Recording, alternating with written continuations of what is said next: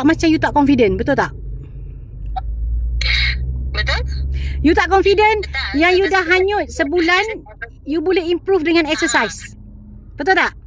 Lepas tu kan saya cakap dengan husband saya, dia kata, boleh percaya ke ni kos mahal ni 100,000 dekat nak 2,000 lebih kan. Baloi, I tak nak just spend my money just for that. I kata macam tu kat husband. Dia kata tak apalah, you tak boleh. Dia kata tak apa, buat je kita usaha. Kalau elok, alhamdulillah. Kata elok, cuba lagi. Dia kata macam tu. So macam I memang at the first place memang I doubt lah 50-50 nak proceed ke tak nak ke. Faham? Macam-macam lah perkataan tu kan. And then masa first 3 slot tu yang dengan Cik Lee tu, dia try apa kan, dia keluarkan pening tu kan. Saya macam dah kenapa, saya kan tengah pening, dipeningkan lagi. Okay.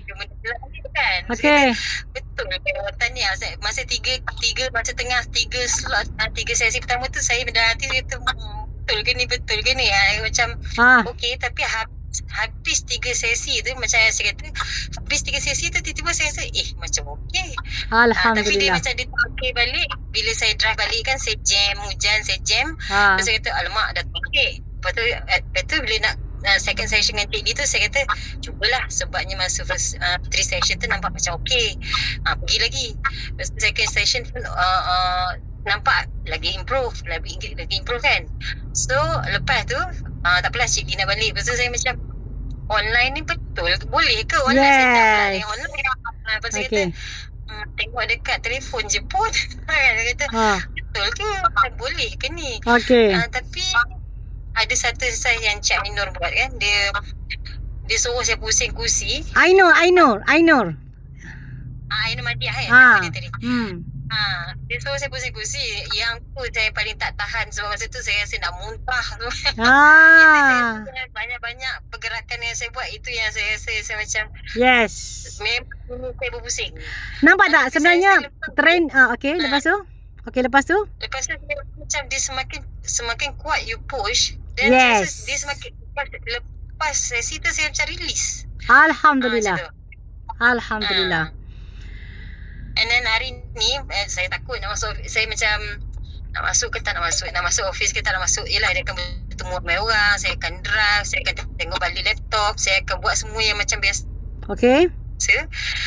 So saya kata tawakal je lah, masuk je lah. Kalau nanti saya rehat dah balik, saya kata macam tu kan. Tapi alhamdulillah bila kat office saya kata, itulah bila masuk office tadi tak sampai 90%. Tapi bila balik daripada office saya kata I'm now 90%. InsyaAllah recovery. Alhamdulillah 90% recovery dalam masa 6 hari. So hashtag dia hilang pening dalam seminggu tanpa ubat, which is betul-betul you withdraw semua ubat, Betacert, Sinarezin, everything. Okay, alhamdulillah. Sebenarnya kan itulah. Sebenarnya kan Allahu Akbar. Puan lah, puan apa dah? Sorry, Mazwani You antara patient yang sangat saya scare. Dan saya tahu you dah admitted 2 kali, dan you bagi tahu saya ada private yang nak minta you rehatkan, masuk dalam ward dan rehat, which is saya rasa macam alamak, masuk dalam ward rehat untuk pening bagi Dr. Zul sangat merugikan.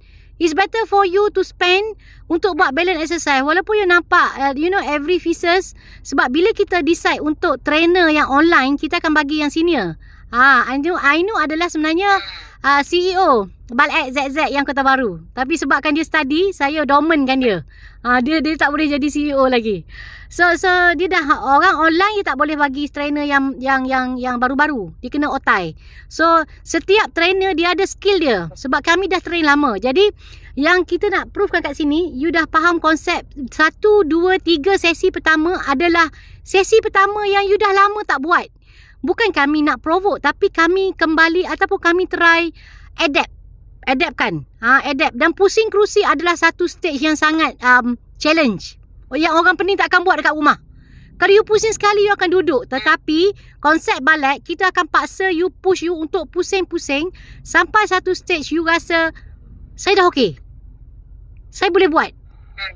So dalam masa yang sama, sebenarnya konsep balance exercise ni, you akan develop confident. Bila you develop confident, you tak takut. Sebab you dah sebulan kan MC ke apa, sebulan whatever. Jadi you takut nak pergi kerja, everything, takut menghadap orang ramai. Tapi dengan you dah buat balance exercise, sebenarnya you akan develop satu confident di mana you akan rasa macam aku boleh, InsyaAllah aku boleh. aku tak ada masalah. Benda tu yang kita try buat. Maksudnya balik ni bukan hanya sekadar which is terapi yang sekadar exercise biasa. Dia akan improve you punya confidence, you punya keyakinan tanpa disedari. Itu yang kita cuba buat.